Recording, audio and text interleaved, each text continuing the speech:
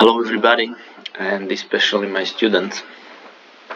In today's video I'm gonna try to explain what the logarithm and especially logarithmic function means and how it all works and what is it connected with and how could you or how can you calculate any logarithm when it's gonna be like nice numbers.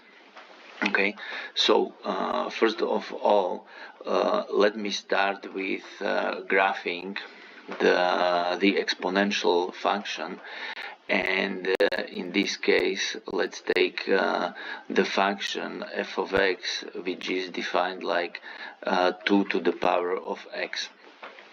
As we already know, and as this function is quite easy to understand, we were sketching the graph of this function by taking in mind couple of values for x, and then we calculated the values for y.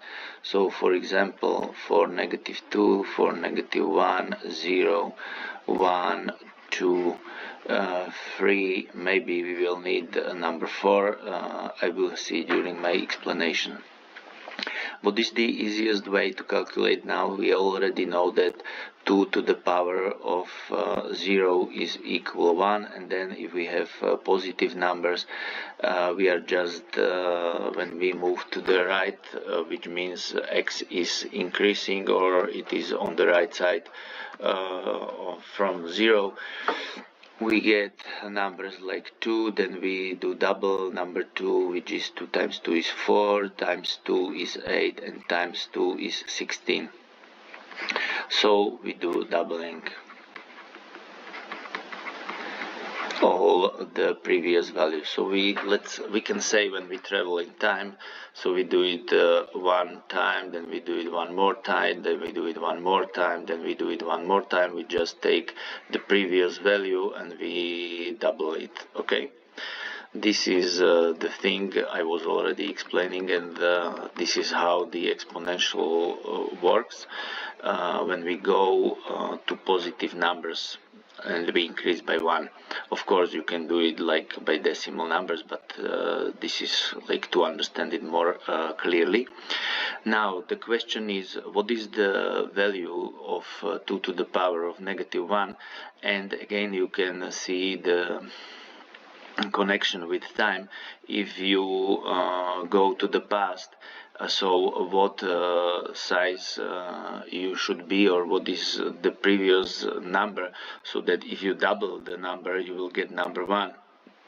And as we already know, a couple of rules for exponentials, and if you answer the question what size you were when you go one step to the past or backwards in time, of course you're gonna be 1 over half, because if you double it you're gonna be 1, the same size as you are nowadays.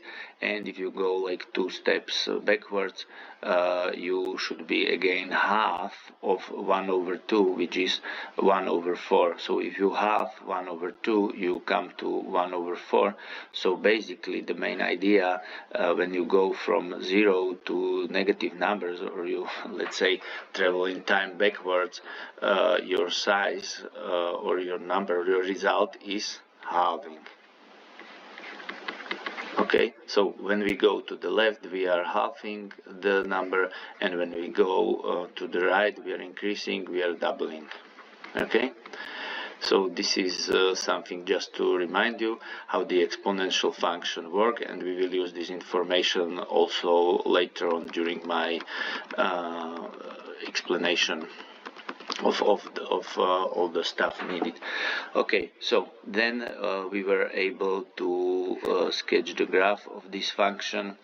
I'll try to do it as best as I can, so I probably will need number 8, number 4, number 2, number 1, then 1/2 and 1/4, which okay, so here is number 1, here is number 2, here is number 3, number 4, and so forth. Here is -1, and -2. This is gonna be quite enough.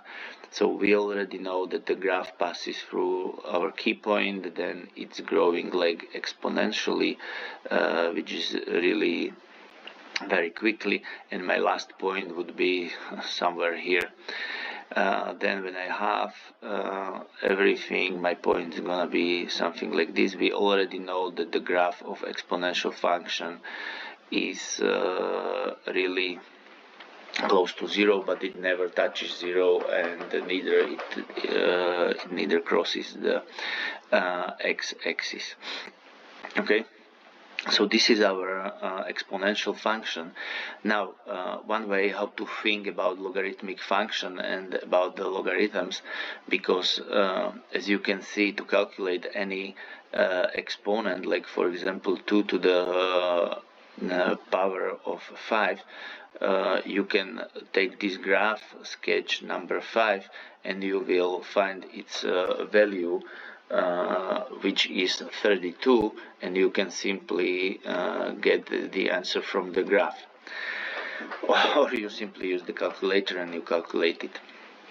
Now, we would be, and this is one point of view, we would be interested in how the inverse function of exponential function looks like and how it behaves. Okay, there are two ways how you can do this. We already know, and let me just tell you the whole story. It's gonna be called the logarithmic function.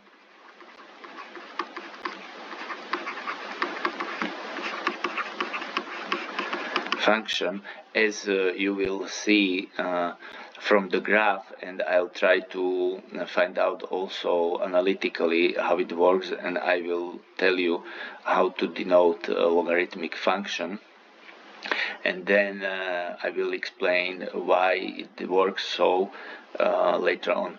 Okay, we already know that to find the inverse function of any kind of function, the easiest way would be to find out how it behaves when we flip x and y coordinates of our original or given function, and we want to find the inverse function, so we simply flip x and y coordinates and we will get the graph of the inverse function.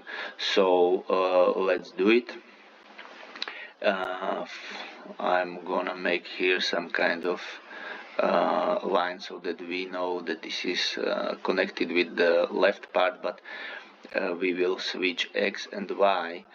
Basically, I did it. I'm gonna do this, but in the first row, I will, in this table, in the first row of this table, I'm gonna put y values, okay, and so it's gonna be here, because in respect with finding the inverse function, this is what we have to do, and then I'm gonna take x values and put them instead of y values, which is again the same procedure, and this is how we found out how the inverse function works. So let's do it. Now we know that if x is 1 over 4, then y must be -2. How do we know? From the graph, okay? So if this is our original x, then it becomes y, and if this is our original y, it becomes x of our inverse function, okay? So this is, let's say, like the first point of our function, and we do repeat the same procedure for the rest of the table. So for x being 1 over 2, the result of our function is -1. If x is 1, then y is 0. If x is 2, then y is 1. And if x is 4, then y is 2.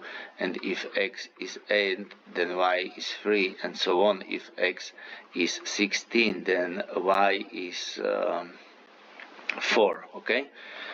So basically we now have all the points of our inverse function, and we can sketch the graph now very easily. So let's do it. This is our coordinate system, x and y.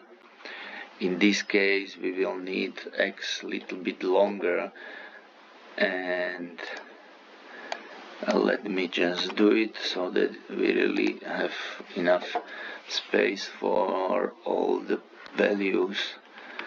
Okay, so if x, let's start with this point, okay?